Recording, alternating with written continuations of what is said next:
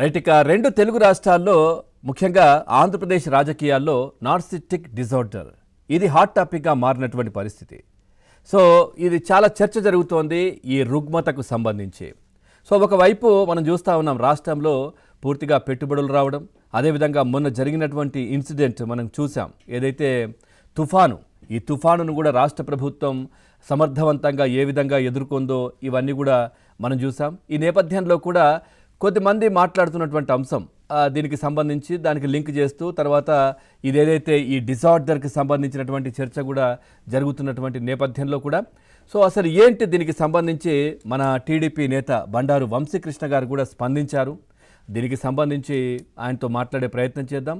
వంశీ గారు నమస్కారం. నమస్కారం అండి. ఏంటి మీరు ఒక వీడియో కూడా రిలీజ్ చేశారు, ఈ నార్సిస్టిక్ డిజార్డర్ దీనికి సంబంధించి చాలా చర్చ జరుగుతోంది రెండు తెలుగు రాష్ట్రాల్లో, ముఖ్యంగా ఆంధ్రప్రదేశ్లో. అసలు ఏంటి, ఏం జరిగింది? ఈ నార్సిస్టిక్ డిజార్డర్ అనేటటువంటిది ఒక ట్రీట్మెంట్ లేని రోగం. అన్ఫార్చునేట్లీ మన మాజీ ముఖ్యమంత్రి జగన్మోహన్ రెడ్డి గారు ఆ రోగంతో బాధపడతా ఉన్నారు. సో ఆయన పాలించిన రాష్ట్రంలో 5 సంవత్సరాల దౌర్భాగ్యం బట్టి ఉన్నాను కాబట్టి నేను రెస్పాండ్ అవ్వాల్సి వచ్చింది.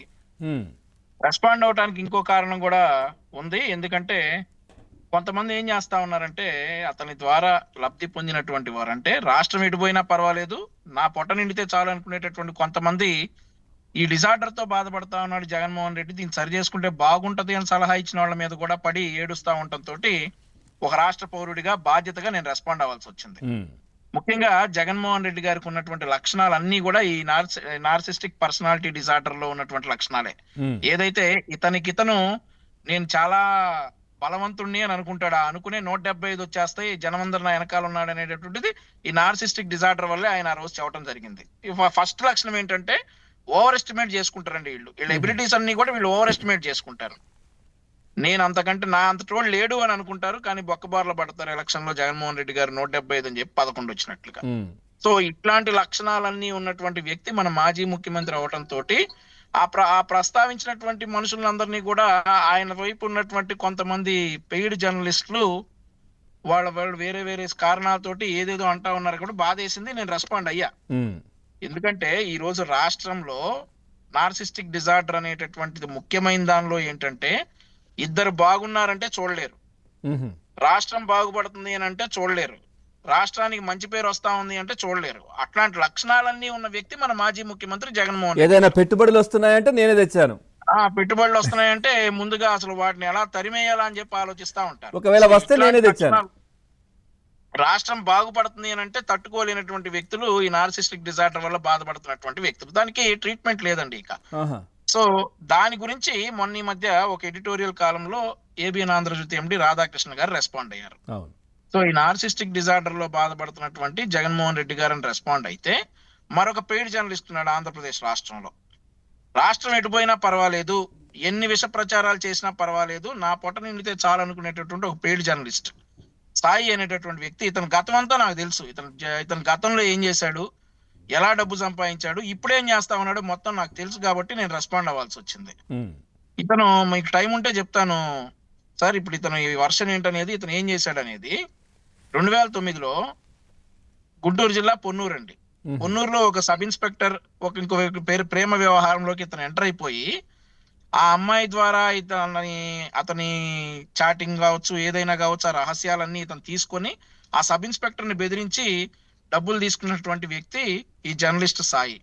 సో అతను కూడా ఒక ఏబిఎన్ రాధాకృష్ణ గారి లాంటి పర్సనాలిటీని కామెంట్ చేస్తా ఉన్నాడంటే కొద్దిగా బాధేసింది.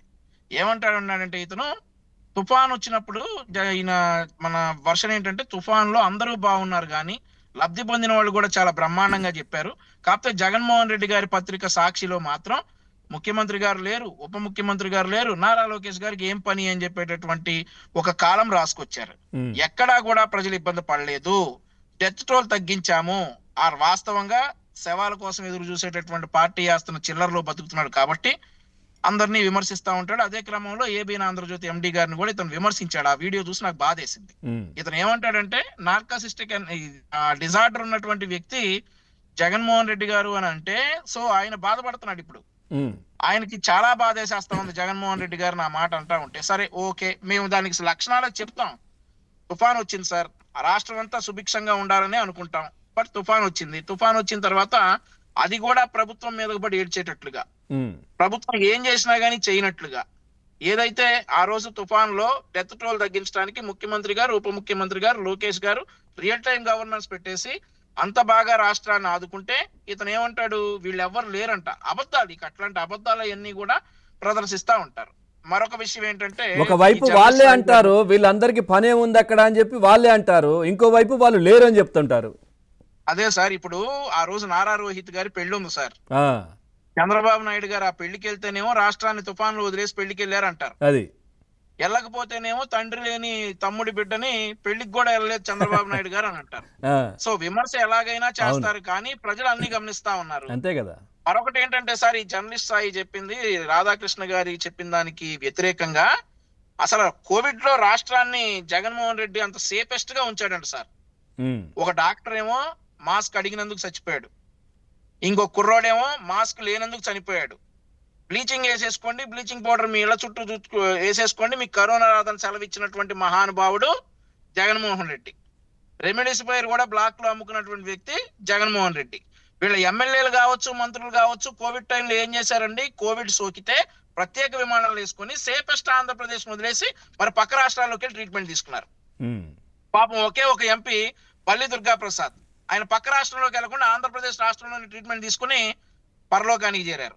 జగన్మోహన్ రెడ్డి గారు సేఫెస్ట్ ఆంధ్రప్రదేశ్ లో. అసలు అన్నిటికంటే ఘోరమైంది ఏంటంటే, ఆ కోవిడ్ బాధితులకి, కోవిడ్ లో చనిపోయిన వారి బంధువులకు డబ్బులు ఇవ్వమని చెప్పేసి కేంద్ర ప్రభుత్వం పంపిస్తే అవి కూడా ఇవ్వకుండా వాటిని కూడా పక్కదోవ పట్టించినటువంటి జగన్మోహన్ రెడ్డిని వెనకేసుకొస్తున్నటువంటి జర్నలిస్ట్ సాయి.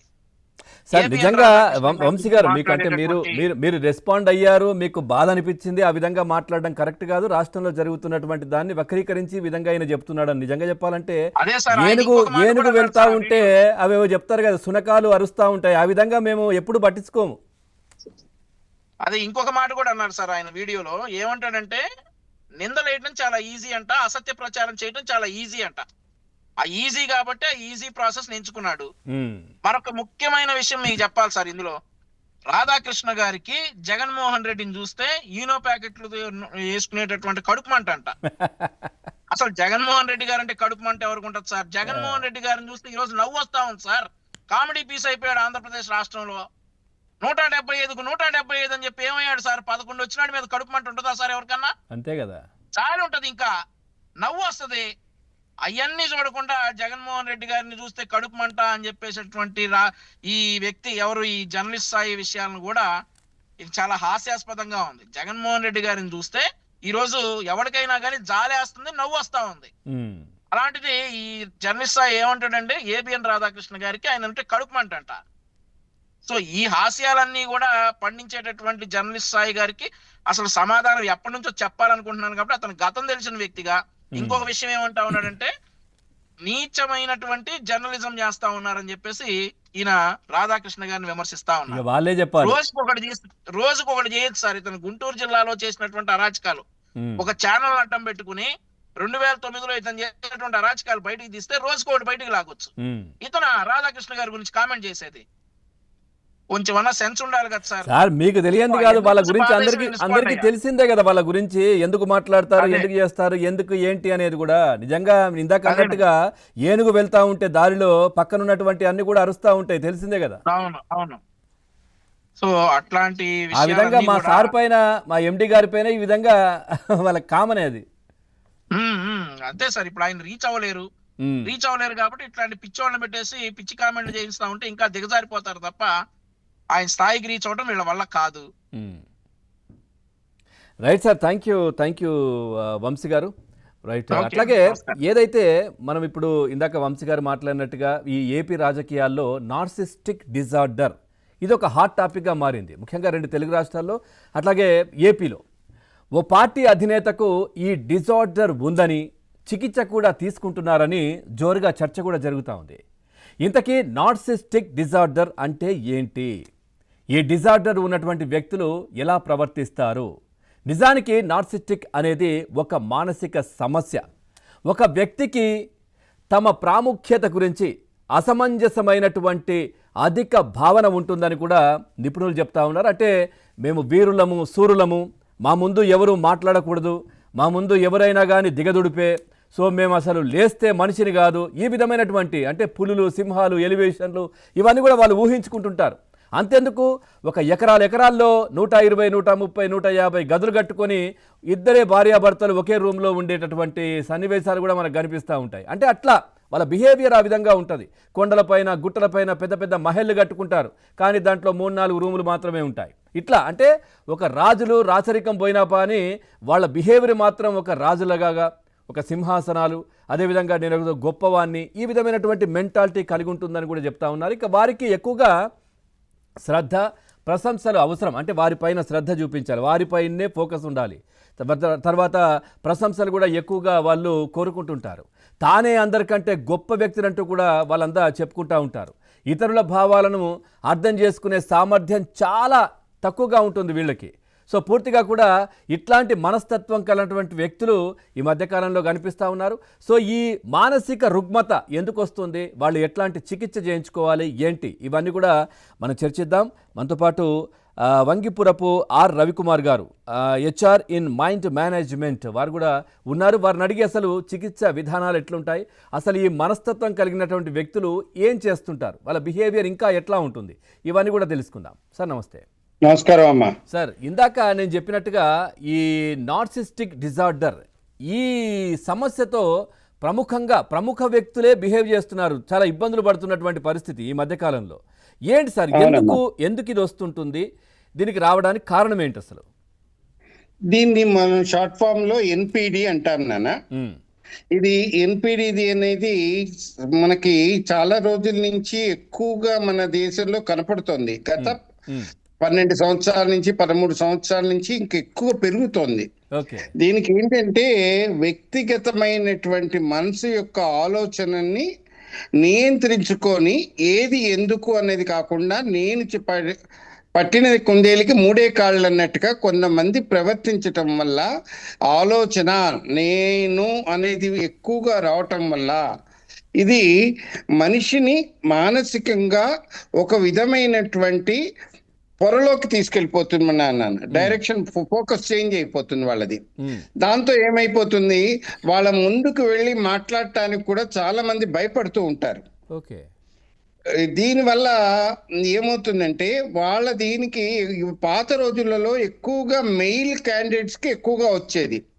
రీసెంట్ గా కూడా మనం కొన్ని మందిని చూసాం, వాళ్ళు చదువులో మటుకు చాలా టాపర్లు, చాలా మంచి మంచి హోదాలకు, ఐఏఎస్ హోదా దాకా వెళ్ళినటువంటి స్త్రీలలో కూడా కనపడటానికి ఒక ఎగ్జాంపుల్ గా మనం శ్రీలక్ష్మి గారిని తీసుకోవచ్చు.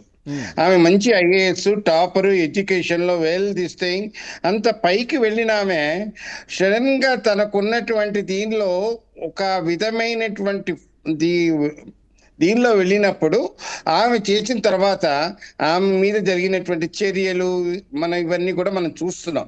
ఓకే, ఇది ఒక చిన్న ఎగ్జాంపుల్ నాన్న. అటువంటి వ్యక్తులు చాలా మంది ఉన్నారు మన దగ్గర. గాలి జనార్దన్ రెడ్డి గారు తను ఎప్పుడు కూడా నేను శ్రీకృష్ణదేవరాయలని అనుకుంటారు. అందుకనే నాకంతా రాజవైభోగం అది ఒక దీని కింద ఆలోచిస్తూ ఉంటారు. ఆ బంగారు సింహాసనం ఇవన్నీ అంటే రాజులా ఫీల్ అవ్వడం, నేను చెప్పింది వినాలనుకోవడం, ఇట్లా ఇవన్నీ కూడా. అంటే వీళ్ళంటే ఏంటంటే వీళ్ళు చిన్నప్పుడు ఎక్కువగా కళల ప్రపంచంలో లీలం అవుతూ ఉంటారు. ఎందుకంటే వాళ్ళకి ఏంటంటే కష్టం తెలియకుండా కొన్ని విషయాలలో పేరెంటింగ్ లో ఉన్నటువంటి లోపం.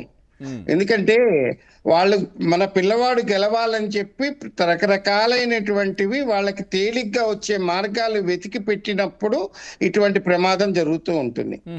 ఈ ప్రమాదం జరిగినప్పుడు కొన్ని చిన్న చిన్న వీట్లలో కూడా, చుట్టూ ఉన్న వీట్లలో తల్లిదండ్రులకి చివరికి ఎలా అవుతుందంటే వాళ్ళ యవ్వనంలోకి వచ్చిన తర్వాత తల్లిదండ్రులకి వాళ్ళ చుట్టూ ఉన్న వాళ్ళకు కూడా ప్రమాదంగా మారుతుందన్న.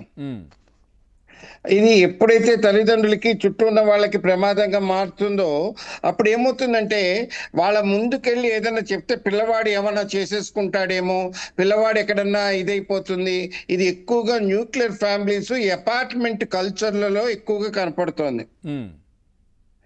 ఇది చాలా మటుకు మనం ఏమనుకుంటామంటే ఈ పాత పాటలలో ఏంటి పొరుగింటి పుల్లకూర రుచి అనేది మన తెలుగు సామెత ఎప్పటి నుంచో ఉంది. అవును.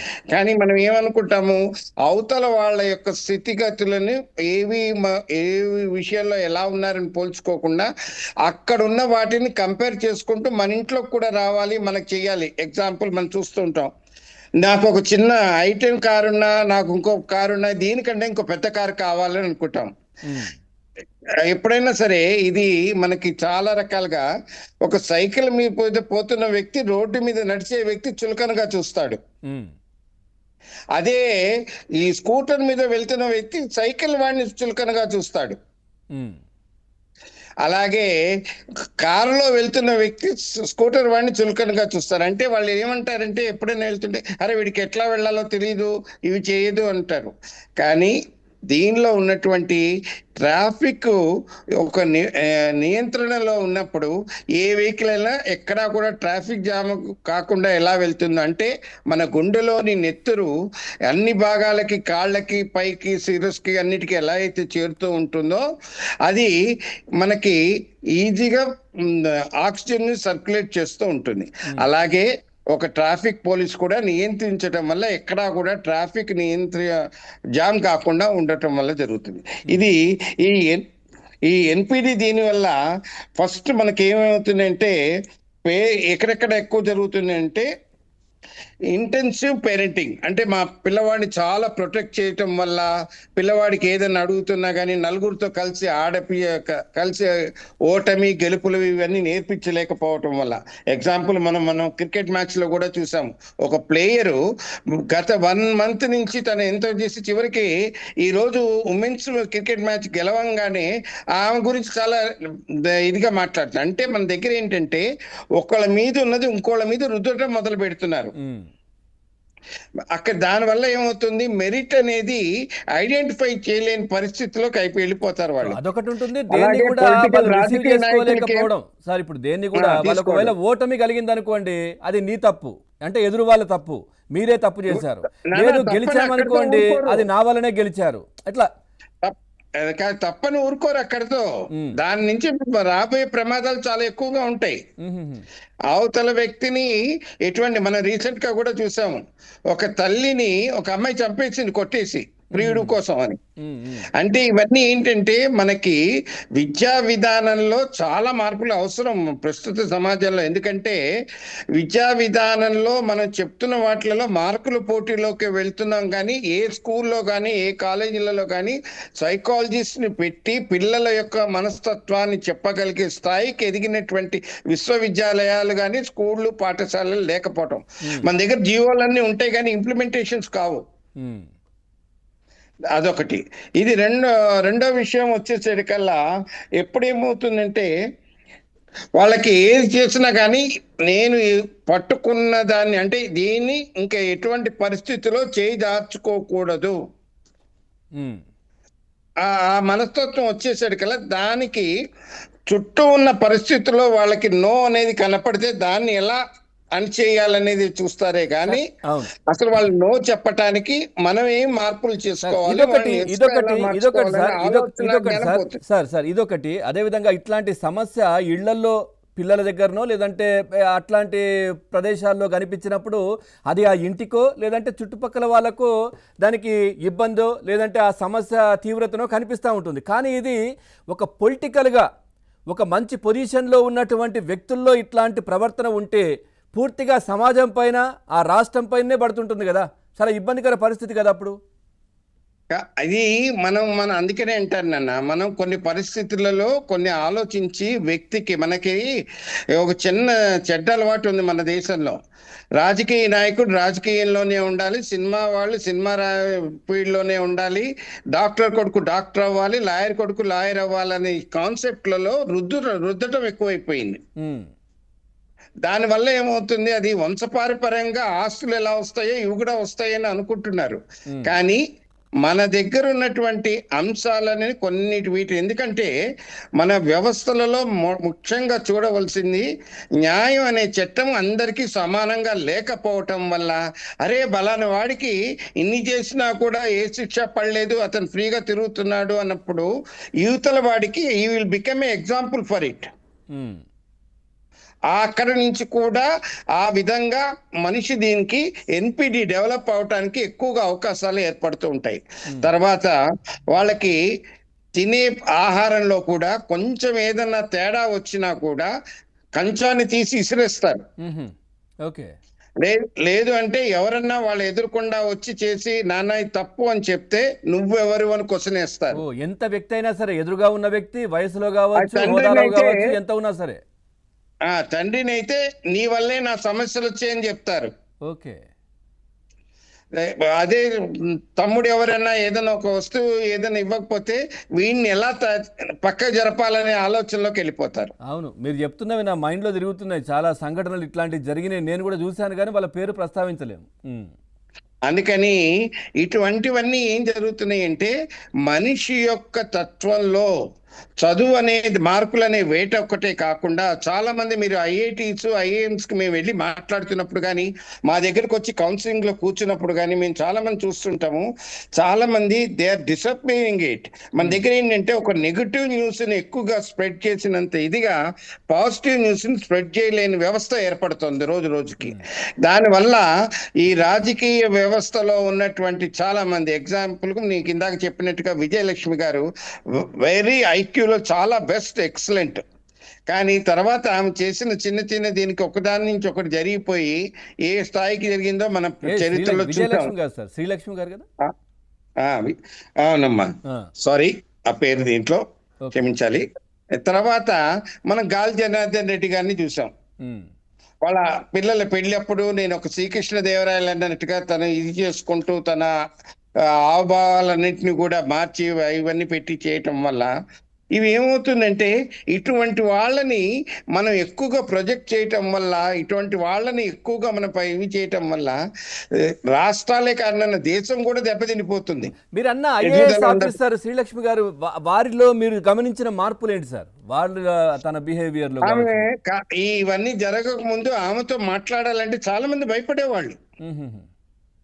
ఎక్కువ ఐఏఎస్ ఆఫీసరు ఒక ఎంత సామాన్యుడు వచ్చినా ఎవరు వచ్చినా చాలా ఇది చేయాల్సింది, కలవటానికి కూడా చాలా ఇది అయ్యేది. కానీ తర్వాత జరిగిన సంఘటనలన్నీ మనకు అన్ని తెలుసు కాబట్టి I don't want to go for it particular one case. దానికోసం ఏంటంటే మనకి చాలా విషయాలలో వాళ్ళకి ఏమవుతుందంటే ఇంకా కారు రోడ్డు వెళ్తుంటే మొత్తం ముందర కూడా ఏమి ఉండకూడదు. మీరు చాలా మటుకు చూడండి, ఈ ఫోబియా ఉన్న వాళ్ళు ఎక్కువ చేసిన దానికి చెట్ల పైన కూడా నుంచి ఏమన్నా ప్రమాదం జరుగుతున్న చెట్లనే నరికేస్తారు. మీరు అన్నవన్నీ నాకేదో అంటే తిరుగుతా ఉన్నాయి సార్ మైండ్ లో, రెగ్యులర్ గా మనం చూసేవే. రైట్. చాలా మంది చూసాం ఇట్లా, ప్రముఖంగా ఒక వ్యక్తిని వాళ్ళ ఇంటి ఉంటున్న నివాసానికి కూడా చుట్టూ ఉన్న వీటిలలో ప్రపంచంలో ఇప్పుడు ఒక్కడే లేనటువంటి ప్రహరీ గోడలు కట్టుకుంటారు. ఇవన్నీ ఏంటంటే వాళ్ళకి ఎంతసేపటికి రాజ్యాలు పోయినప్పటికీ కూడా మేము రాజులము, మేము అధినేతలము అని ఫీల్ అవుతుంటారు. అంతే, ఇది నాది, ఇది నేను, దీన్ని నన్ను శాసించడానికి ఎవరికి హక్కు లేదు. అక్కడ తల్లిని చూడరు, తండ్రిని చూడరు. తండ్రి కూడా అతను వస్తున్నాడంటే భయపడిన రోజులు కూడా చూసాం మనం. సో వైఫ్ అండ్ హస్బెండ్ ఉంటే కనుక వాళ్లకు ఎవరిలో ఎక్కువగా ఈ సమస్య కనిపిస్తుంది? మొదటగా ఎవరికి ఉంటుంది ఇట్లా? మొదట్లో పాత రోజులలో ఎక్కువగా మెయిల్కి ఉండేది. ప్రస్తుత కాలంలో ఫిమేల్ కూడా అది ఎక్కువగా కనపడుతున్నాయి బయటకి. ఇప్పుడు మాకు వచ్చిన 12 కేసెస్లో కనీసం 2-3 కేసెస్ ఇవే వస్తున్నాయి.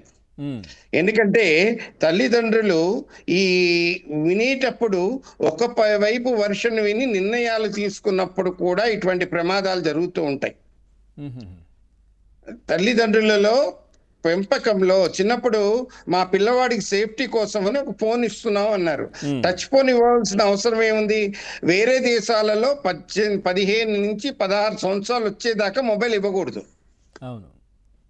మన దేశంలో ఇవ్వటం వల్ల ఏమవుతోంది, అది అక్కర్లేని విషయాలపైన వెళ్ళిపోతూ వేరే వాళ్ళ దీన్ని కంపేర్ చేసుకుంటూ నేను ఒక రీల్ చేయాలని చెప్పి మన దగ్గర చనిపోయిన పిల్లలు ఎంతమందో ఉన్నారు కదా.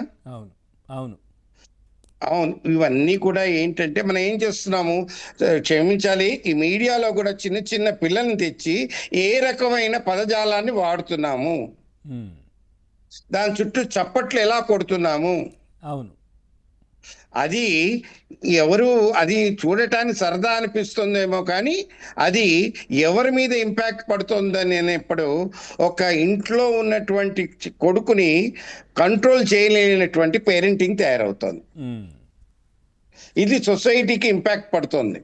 అవును, నేనేం చేస్తున్నాను, నా కొడుకుకి భవిష్యత్తు బాగుండాలని వాడికి కావాల్సినవన్నీ అతనికి మించినవి ఎక్కువగా ఇవ్వటం మొదలు పెట్టాను. ఉమ్, దాంతో ఏమైపోతుంది, చాలా మంది మనకేంటి, ఒక సెలబ్రిటీకి జరిగితేనే ప్రమాదం అనుకుంటున్నాం. మానవుడు అన్నవాడికి జరిగిన ప్రతి దానికి ప్రమాదం అనేది గమనించగలిగి మనం చేయగలిగితే ఆ ప్రమాదం నుంచి విద్యా విధానంలోనే కొన్ని రకాలైనటువంటి మార్పులు తెచ్చి అది, అందుకని మన స్కూల్కి డ్రెస్ ఎందుకు పెట్టారు నాన్న?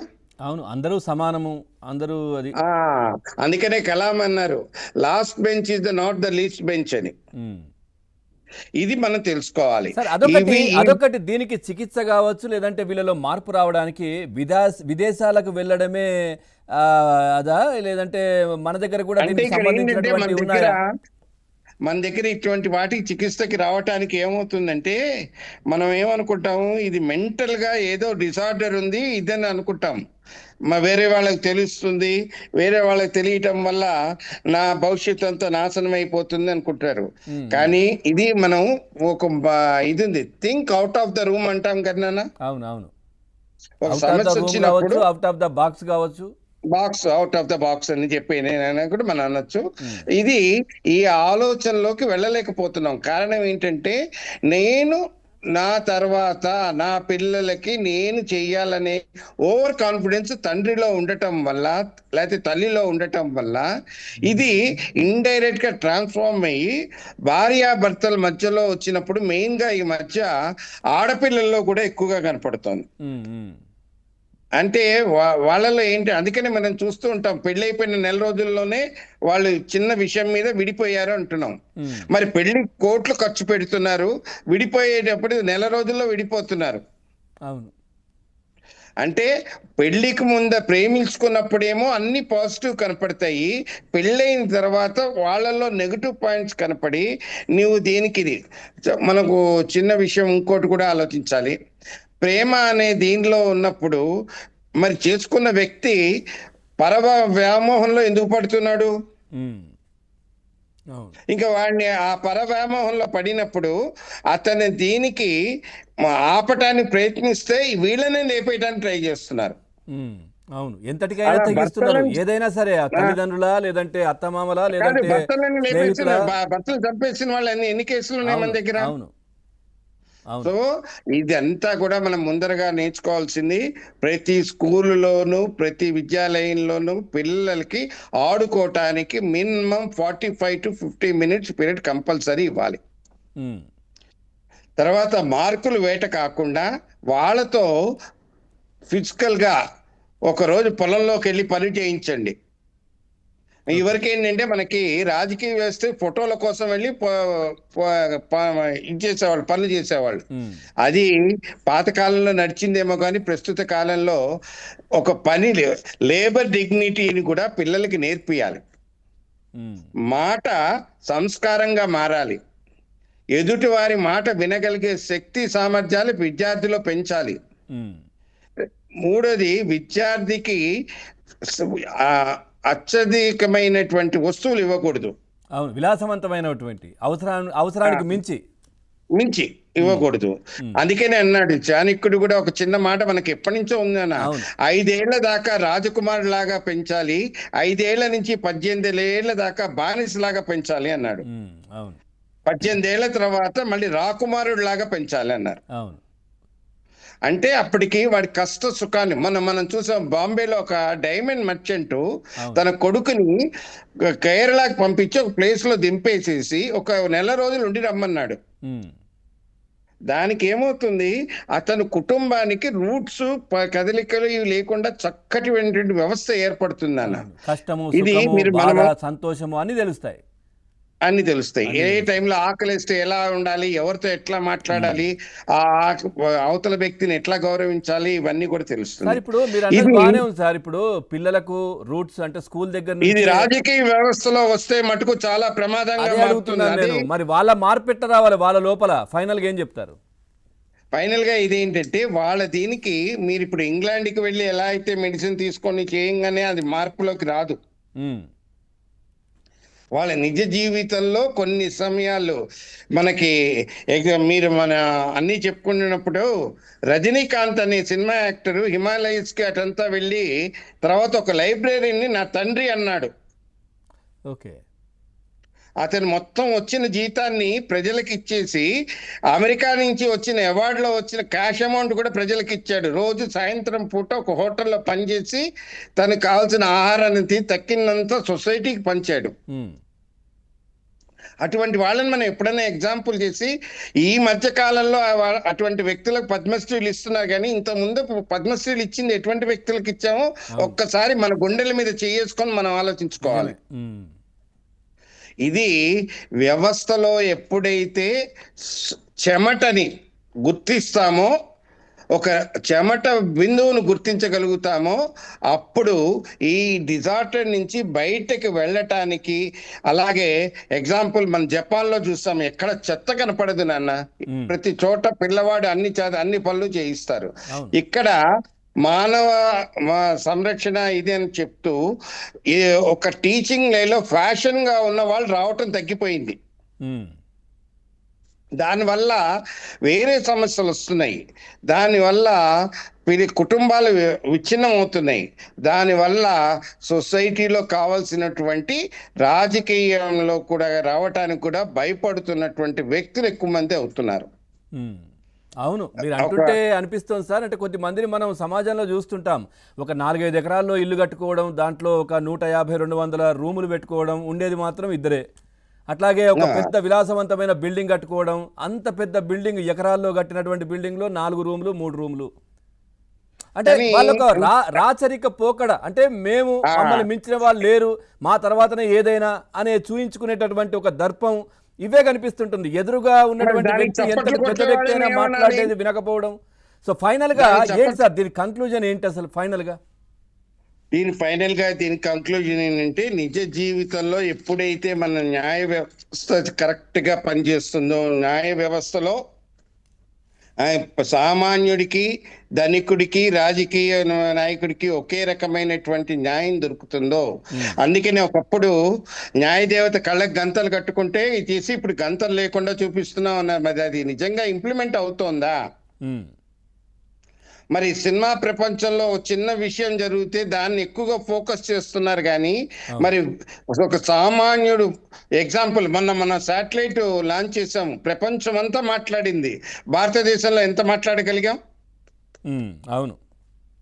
ఇది పిల్లలకి ఏమనిపిస్తుంది, మంచి చేసినా ఎవరు గుర్తించట్లేదు, చెడు చేస్తే 2 రోజుల్లో గుర్తింపు వస్తుందని చెప్పే కాన్సెప్ట్ లోకి వెళ్ళిపోతున్నారు. అవును సార్. దీని నుంచి మార్పు చేయవలసినది అమ్మ నాన్న యొక్క పాత్ర, గురువు యొక్క పాత్ర ఎక్కువగా ఉంటుంది, టీచర్ ఉంటుంది. వాళ్ళని కూడా గౌరవించాలి, వాళ్ళనే పట్టించుకోకపోతే మరి మార్పులు రావు. ఈ ముగ్గురు కలిసి సంఘానికి చక్కటి శిల్పాన్ని ఇవ్వగలిగే స్థాయికి, ఆ అందమైన శిల్పాన్ని నలుగురికి నమస్కారం అనే సంస్కారం ఇవ్వగలిగే స్థాయికి మార్పు చేయగలిగితే అప్పుడు మన వ్యవస్థలో గత 5 సంవత్సరాలు పడ్డ బాధల నుంచి కూడా విముక్తి కలుగుతుందని నేను అనుకుంటున్నాను. రైట్. Thank you sir. చాలా అంశాలు అయితే దీనికి సంబంధించి చెప్పారు. చాలా ఎట్లాంటి జాగ్రత్తలు తీసుకోవాలి తల్లిదండ్రులు, అదేవిధంగా ఇప్పుడున్నటువంటి వ్యవస్థల్లో ఒక మంచి పొజిషన్లో ఉన్న వ్యక్తులు కూడా ఒకవేళ మార్పు రావాలంటే వాళ్ళు ఏం చేయాలి, సమాజం ఏ విధంగా ఆలోచన చేయాలి, అన్నీ చాలా చక్కగా చెప్పారు. Thank you very much Ravikumar గారు చర్చలో పాల్గొన్నారు. రైట్, ఇది వాళ్ళ చర్చ. తాజా సమాచారం కోసం చూస్తూనే ఉండండి ABN.